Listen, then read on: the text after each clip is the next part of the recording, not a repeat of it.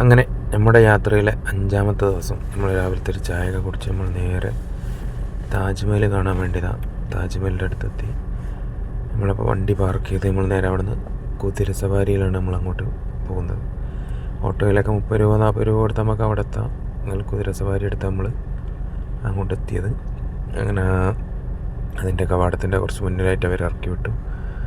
Main എൻട്രൻസിലാണ് ഇപ്പോൾ നമ്മളുള്ളത്. Main എൻട്രൻസിലൂടെ നമ്മൾ ടിക്കറ്റ് കൊടുത്ത് നമ്മൾ ഓൺലൈനായിട്ടാണ് ടിക്കറ്റ് എടുത്തത്. 50 രൂപ ഒരാൾക്ക് ടിക്കറ്റ്. കുട്ടികൾക്ക് പ്രത്യേകിച്ച് ചാർജ് ഒന്നുമില്ല, 15 വയസ്സ് വരെ. അങ്ങനെ നമ്മൾ മെയിൻ കവാടത്തിൻ്റെ അടുത്തെത്തി. ഇതാണ് മെയിൻ എൻട്രൻസ് വരുന്നത്. ഇവിടെ നോക്കിയാലാണ് നമുക്ക് ആ കറക്റ്റ് ആ താജ്മഹലിൻ്റെ വ്യൂ കിട്ടുന്നത്.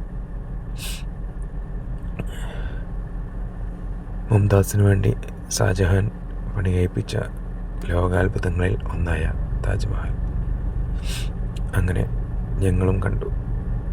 കുറേ നാളത്തെ ആഗ്രഹമായിരുന്നു താജ്മഹലിലേക്ക് എത്തുക എന്നത്. അങ്ങനെ അത് ഞങ്ങളൊരു വലിയ യാത്രയിൽ തന്നെ ഞങ്ങളവിടെ എത്തിപ്പെടുകയായിരുന്നു. താജ്മഹലിൽ നമുക്ക് ഒരുപാടൊന്നും കാണാനില്ലെങ്കിലും ഉള്ള കാഴ്ച ഒരു ഭംഗിയുള്ള കാഴ്ച തന്നെയാണ്.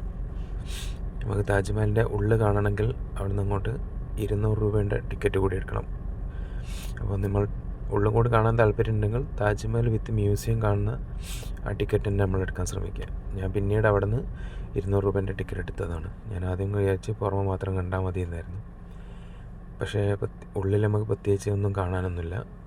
രണ്ടുപേരുടെയും ഖബറിസ്ഥാൻ്റെ ഒരു മോഡൽ കാണാനുള്ള ഖബർ ശരിക്ക് താജ്മഹലിൻ്റെ അടിയിലായിട്ടാണ് സ്ഥിതി ചെയ്യുന്നതെന്നാണ് അറിയാൻ കഴിഞ്ഞിട്ടുള്ളത്.